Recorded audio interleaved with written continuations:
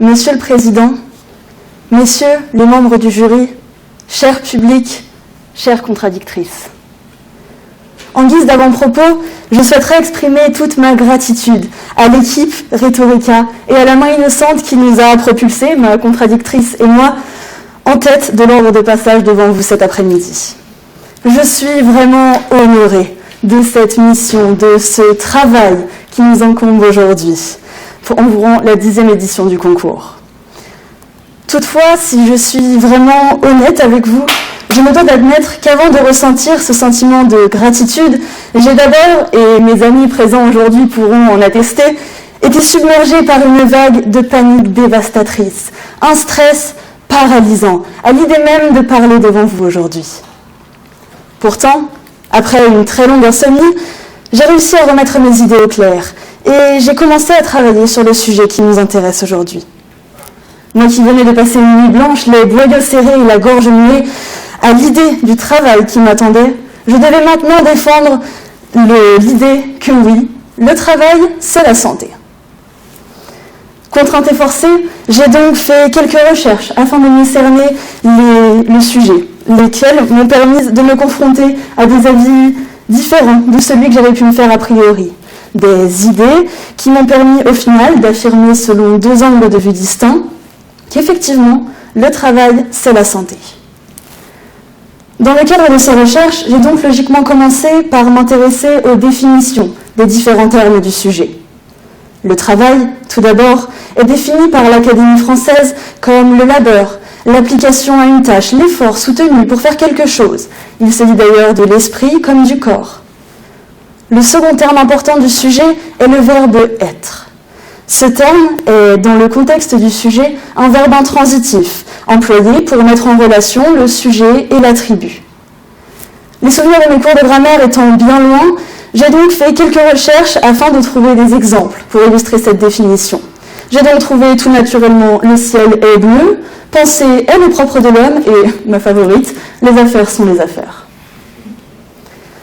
Nous arrivons ainsi au troisième et dernier terme de notre sujet, la santé, laquelle est définie dans un premier temps comme l'état de fonctionnement normal, satisfaisant d'un organisme humain ou animal, puis, d'une manière plus générale, comme la condition physique, bonne ou mauvaise, d'un individu ou d'un animal, somme toute la manière dont il se porte.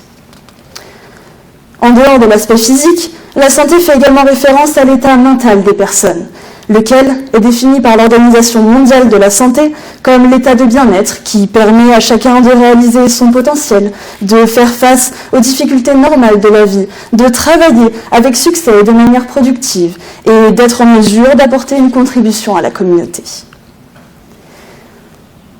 Même si je pense que le lien entre nos deux notions, le travail d'un côté, la santé de l'autre, apparaît déjà au regard de ces définitions, nous pouvons aller plus loin dans notre démarche et dégager trois aspects positifs du travail sur notre santé.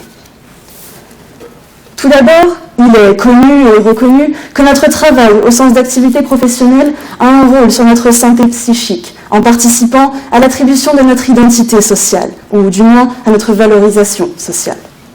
Ce travail joue un rôle positif dans notre insertion au sein de la société, en nous mettant dans un milieu avec des personnes partageant les mêmes compétences ou tout du moins les mêmes intérêts. Mettez-vous autour d'une table avec des juristes ou des apprentis juristes. Ils ne tiendront pas 10 minutes avant de commencer à parler droit. Est-ce de la passion ou de la prétention? Honnêtement, je ne saurais pas vous dire. Mais ce qui est certain, c'est que ces personnes se feraient un chemin en société grâce à leur travail. Notre travail a donc une réelle influence sur notre santé mentale. Elle nous fait sentir comme appartenant à un tout, quand l'absence de travail, au contraire, peut nous procurer le sentiment d'être exclus. D'ailleurs, il est intéressant de noter que ce sentiment de mise à l'écart peut également avoir des répercussions sur notre entourage. C'est ce que le sociologue français Serge Pogam a voulu démontrer dans une étude menée en 1987. Cette étude s'intéresse à la situation familiale des hommes au chômage. Et les résultats sont assez parlants. 43,5% des hommes au chômage, depuis 2 ans, ont vécu une rupture conjugale, contre 18,9% de ceux qui étaient actifs sur cette même période. Cette étude, bien que datant de quelques années, a le mérite de faire un lien clair entre notre travail et l'influence qu'il a sur nous, notre santé mentale et notre vie.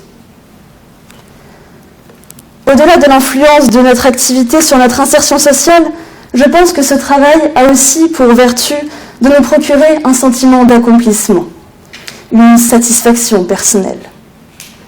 L'homme n'est pas fait pour rester à rien faire. Il est fait pour penser, pour parler, pour créer, pour manipuler. Il est fait pour travailler, que ce soit dans un bureau, dans une usine ou en pleine nature.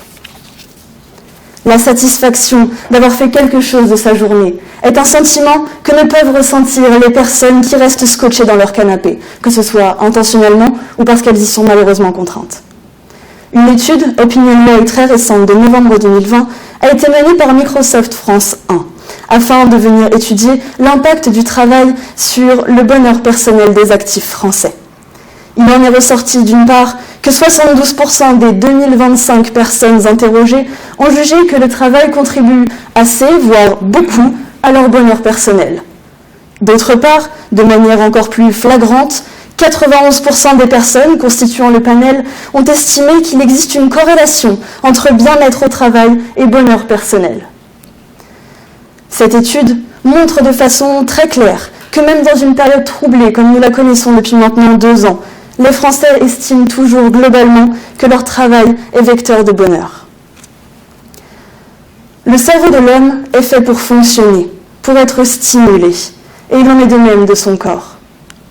Ainsi, nous pouvons ensuite noter que le travail a également une influence tangible sur notre santé physique.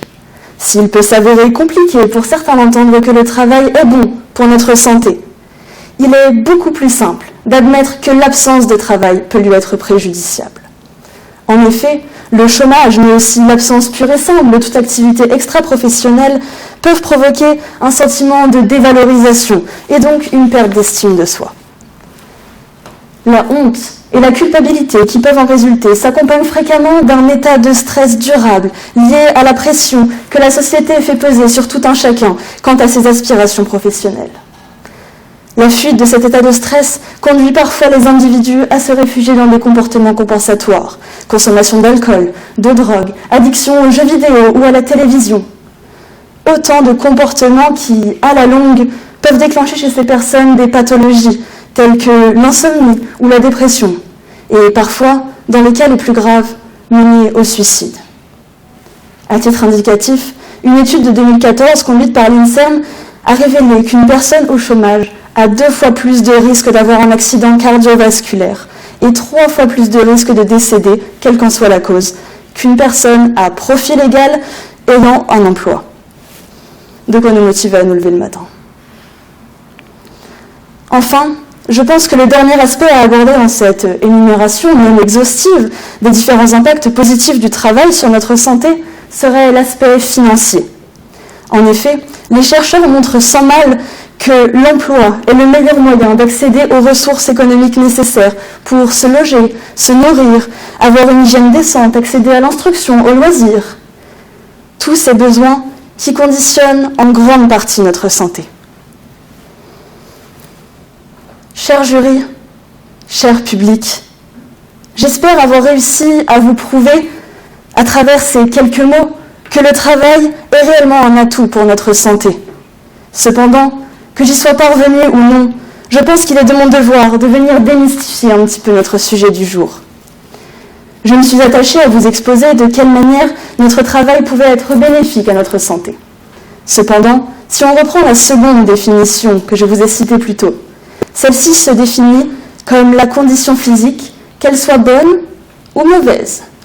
Ce ne sont pas mes mots, ce sont ceux des rédacteurs du dictionnaire de l'Académie française. Pour cette raison, et cela sans remettre aucunement en cause tous les aspects positifs que j'ai pu vous énumérer précédemment, je ne ferai pas l'affront aux personnes ayant développé des maladies professionnelles en raison de leurs conditions de travail ou des personnes qui les entourent, d'affirmer que le travail est toujours synonyme de bonne santé. Ce n'était pas vrai autrefois et ça ne l'est pas plus aujourd'hui. La réalité n'est malheureusement pas aussi simple que ce que j'ai pu vous exposer dans la première partie de ma plaidoirie, et ce que ma contradictrice tentera très certainement de vous démontrer. Le travail n'est ni toujours bon, ni toujours mauvais pour la santé. Cependant, ce qui est certain, c'est que le travail est la santé. Le travail est la santé parce que ces deux éléments sont intrinsèquement liés. Parce que le travail est un élément déterminant de notre santé.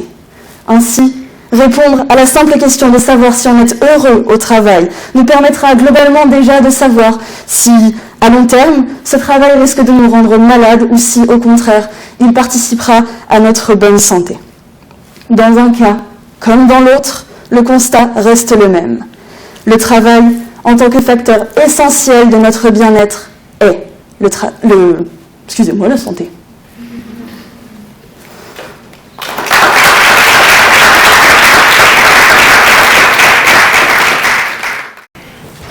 Monsieur le Président, Messieurs les membres du jury, chers publics et chères contradictrices, nous vivons aujourd'hui dans une société où le travail est une valeur centrale, une valeur presque fondamentale, devenue presque même normale. Ce pourquoi nous nous levons le matin, ce pourquoi vous et moi étudions, ce qui est presque devenu nécessaire pour subvenir à nos besoins et satisfaire nos envies. Alors le mot travail est un terme qui recouvre plusieurs sens, qui selon le contexte dans lequel il va être employé, peut s'appliquer à différentes activités, pourtant distinctes. Quand je dis travail, je peux l'entendre comme une sanction, le travail d'intérêt général par exemple. Quand je dis travail, je peux parler d'une tâche que je vais avoir à effectuer chez moi, une tâche scolaire par exemple. Enfin, quand je dis travail, je peux faire allusion à l'activité professionnelle d'un individu. Et c'est en ce sens que j'aimerais appréhender le mot travail aujourd'hui, puisque c'est en ce sens qu'il est le plus employé quotidiennement. Alors ce travail peut soulever tellement de questionnements, c'est vrai. Mais je pense que celui qui est le plus discuté au vu du contexte actuel, est son lien avec notre santé. La santé que l'Organisation mondiale de la santé même définie comme un état de complet bien-être, physique, moral ou social, et qui ne consiste pas seulement en l'absence de maladie ou d'infirmité. De là m'a été posée une question tout à fait pertinente. Le travail, est-ce la santé ? Questionnement auquel je réponds à la négative, et contrairement à Henri Salvador dans les années 60, non, je ne chanterai pas que le travail, c'est la santé.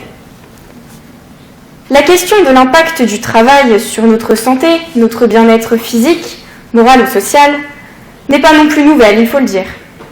Nombreux sont les documentaires, les enquêtes sociales, les livres ou bien les sites internet à ce sujet. Impossible que vous les ayez loupés. Tous relatent les mêmes effets. La fatigue, le stress, les tensions entre collègues, l'augmentation du risque de maladie ou de décès prématuré. Mais tous ces risques, vous les connaissez déjà.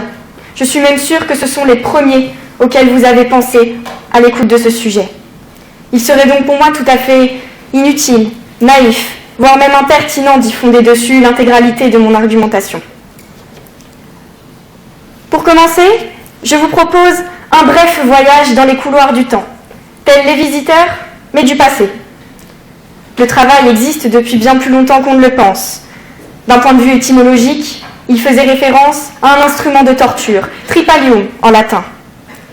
Le travail n'a donc pas été originellement conçu en faveur du bien-être d'un individu.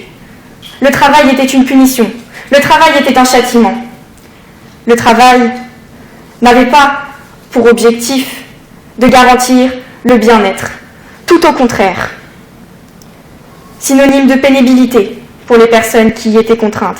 Et de là, mesdames et messieurs, je pense que vous voyez les mêmes exemples que moi. Les travails dans les champs, les fiefs du seigneur, dans les sociétés féodales au Moyen-Âge. Le travail et l'exploitation dans les plantations de coton durant la période de commerce triangulaire, ou encore le travail à la mine de charbon au XIXe siècle. Ces travaux étaient effectués soit sous la contrainte, soit parce que les travailleurs n'en avaient pas le choix, pour espérer un pécule, une maigre somme d'argent, un petit peu de liberté, ou parfois même juste dans l'espoir de vivre. Évidemment, et fort heureusement, ces époques sont maintenant révolues, mais je pense que ce retour en arrière était important. Certes, De nos jours, le travail n'est plus considéré, directement en tout cas, comme une punition ou comme un châtiment, bien qu'il continue tout de même, en quelque sorte, de pénaliser les travailleurs et même d'affecter leur entourage proche. Quand je dis entourage proche, je vois la famille nucléaire, les parents et les enfants. Car un travail trop prenant pour les parents, c'est une absence pour les enfants. Car un père ou une mère qui part trop tôt, rentre trop tard, va en souffrir. Je pense que l'on a tous déjà connu, déjà vu, ce père ou cette mère qui, un jour, prend son enfant, le regarde et lui dit « Mon fils, ma fille, que je ne t'ai pas vu grandir. » Car ils se sont occupés de leurs enfants, oui, mais ils n'en ont pas profité autant qu'ils le souhaitaient, par fatigue ou par simple manque de temps, trop pris par le travail. Et ces enfants éprouveront un manque, un sentiment d'être abandonnés, car quand ils verront leurs copains d'école aller au parc avec un de leurs parents après la classe, eux rentreront patiemment, s'asseoir dans leur petit fauteuil et attendre que papa et maman rentrent du travail. L'activité professionnelle peut donc créer un déséquilibre au sein d'une famille. L'activité professionnelle peut d'une part être trop prenante pour les parents et peut affecter les enfants. La santé du travailleur est donc remise en cause, autant que la santé de l'enfant. D'un point de vue physique, par la fatigue. D'un point de vue moral, par d'un point de vue moral, par l'absence et le déséquilibre qu'il va créer dans la famille. Et d'un point de vue social, par la simple comparaison qu'un enfant peut faire entre sa situation familiale et celle d'un camarade de classe qui peut le faire souffrir. Une autre situation qui a bien montré le caractère nuisible du travail et qui, à vous comme à moi, n'a pas échappé manifestement en cette période de pandémie, cette situation concerne le personnel médical, personnel qui se trouvait au front quand, comme le disait notre président de la République, notre pays était en guerre. Personnel dont le travail est devenu source de dépression, de burn-out, de fatigue à n'en plus finir, et parfois même source de dégoût pour cette profession qu'ils avaient pourtant choisie de façon aimante. Ce travail les a anéantis, il les a abîmés, autant leur santé que leur bien-être physique, moral ou social. Ce travail les a réduits à l'état de choses, pendant que leur criait de partir, de prendre du repos, mais cela n'était point possible, car très souvent, le travail n'est pas chose indépendante. Il peut être subordonné à quelqu'un ou lié à celui d'un autre. Et que se passe-t-il, mesdames et messieurs, si une carte tombe? C'est tout le château qui s'écroule. Et que se passe-t-il si un ouvrier quitte sa chaîne de production? C'est toute l'usine qui est mise à mal. Nous le voyons bien. Quand il en va de notre devoir de rester, le travail n'a que faire de notre santé. Enfin, j'évoquerai maintenant les contraintes imposées par le travail. Le réveil, les horaires, parfois les trajets longs entre son domicile et son lieu de travail, l'anxiété, ou le travail qui, une fois rentré chez nous, ne s'arrête même pas. Mais sachez, mesdames et messieurs, qu'être fatigué, c'est déjà être en mauvaise santé. Une fatigue physique ou une fatigue morale, c'est déjà une remise en cause du bien-être. Je pense que rares sont les travailleurs qui n'ont jamais commencé une journée sans éprouver de maux, quels qu'ils soient. Pour conclure, je tiens à préciser que les cas que j'ai avancés, les exemples que j'ai énoncés ne sont pas universels, que d'un lieu à un autre, d'une personne à une autre, cela peut varier, mais a-t-on réellement besoin d'universalité pour défendre un point de vue? Non. Le travail, bien loin de sa forme originelle, certes, je l'admets, est une source de contraintes par ce qu'il impose. Des contraintes qui ont des conséquences sur l'environnement familial ou sur le bien-être des travailleurs. Le travail est devenu presque un devoir, une responsabilité, ne serait-ce que pour s'assurer de bons revenus, et on peut même parfois avoir le sentiment que le travail est devenu obligatoire si l'on veut vivre dans de bonnes conditions de vie ou si l'on veut ne serait-ce que avoir une activité professionnelle qui nous plaît. Le travail est donc la santé? Non, mesdames et messieurs, le travail, ce n'est pas la santé. Le travail a certes sa part d'influence sur notre bien-être, mais en aucun cas être un travailleur ne peut garantir pleinement un état de complet bien-être physique, moral ou social. Et j'espère que le travail que j'aurais fourni aujourd'hui aura suffi à vous en convaincre, y compris vous, chère contradictrice. Car avancer des propos comme les vôtres est presque contraire à la réalité de notre société. Je terminerai à présent cette plaidoirie en vous laissant sur une phrase de Karl Marx, qui, en 1844, écrivait dans ses manuscrits que le travail, qui peut être aliénant, peut entraîner notre perte. Merci.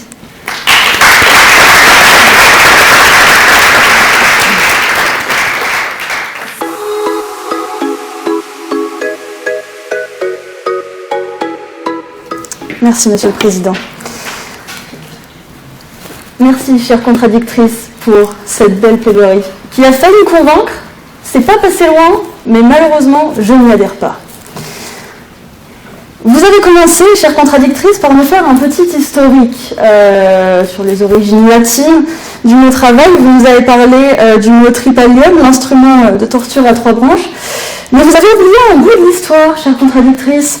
En effet, avec les années et les époques, le christianisme s'est intégré dans cette histoire et le travail est passé de la notion d'un labeur pénible et nécessaire qui était confié aux esclaves à un labeur, à une œuvre qui grandit son auteur.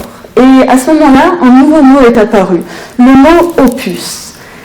À partir de cette époque, le travail a commencé à prendre vraiment une dimension tout à fait différente où on s'éloigne vraiment de cette plaie. J'ai bien aimé votre second argument concernant la place que prend le travail dans la famille. Le fait qu'il peut éloigner les enfants de leurs parents, les laisser seuls. Je pense que ça dépend, comme vous l'avez dit, il n'y a pas d'universalité, mais ça dépend du travail. Et certains travails vont permettre aux parents d'être avec leurs enfants, mais plus que le travail en lui-même, c'est le choix de la personne qui décide ça. La personne qui décide de prendre un emploi à temps partiel, par exemple, fait le choix d'être avec ses enfants. La personne qui décide d'être médecin fait le choix d'être moins avec ses enfants, c'est certain.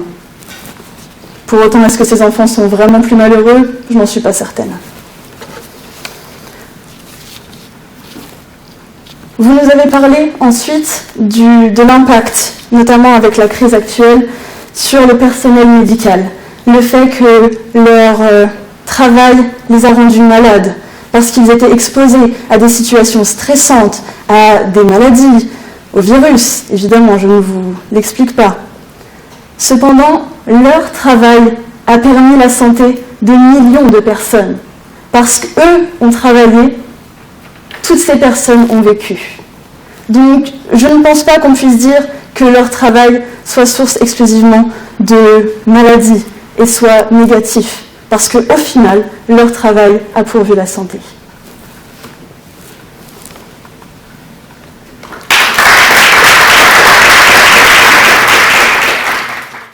Merci, Monsieur le Président. Chère contradictrice, merci pour ces arguments. Et de façon générale, merci pour le travail que vous avez effectué pour cette première joute de ce concours. J'espère que ce travail dispose de tous les bénéfices que vous avez avancés dans votre plaidoirie. Il serait dommage qu'il ait nuit à votre santé, n'est-ce pas ? Ce qui est indéniable, c'est qu'en vous bornant à défendre la thèse du oui, vous fuyez la réalité. Ne vous êtes-vous jamais senti fatigué, épuisé, au bout du rouleau, avec le sentiment de ne pas avoir assez de temps pour vous, pour vos amis, pour votre famille ? Nul besoin de m'en fournir la réponse, je la connais déjà. Et il y a de là des arguments que vous avancez avec lesquels je ne suis pas tout à fait d'accord. Vous dites qu'une absence de travail peut se traduire par une exclusion de la société. Certes, mais je pense avant tout que l'intégration sociale ne doit pas se faire uniquement sur un lieu de travail, qu'elle doit aussi passer par la vie sociale en dehors du travail d'un individu. Pensez-vous réellement qu'une personne qui passe ses journées entières au travail, qui n'a que pour seule vie externe sa maison, Pensez-vous que cette personne est réellement intégrée à la société? Pensez-vous qu'elle a le temps de sortir, faire des activités, rencontrer du monde? Discutable. Vous avancez aussi que l'absence de travail peut être préjudiciable, parce que l'on peut perdre l'estime de soi, tomber dans la consommation d'alcool, de drogue, qu'une personne au chômage a plus de risques de maladies cardiovasculaires, voire de mort. Pardonnez-moi, mais aux dernières nouvelles, Jeff Tuch est au chômage et n'est pas mort.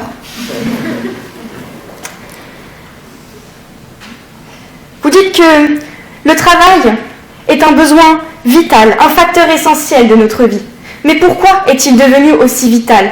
Il est devenu aussi vital parce que nous avons des besoins auxquels nous devons subvenir. Et nous avons besoin du travail parce que, comme le dit le dicton, tout travail mérite salaire, et que c'est avec ce salaire que l'on peut espérer vivre. C'est avec ce salaire que l'on peut satisfaire ses envies.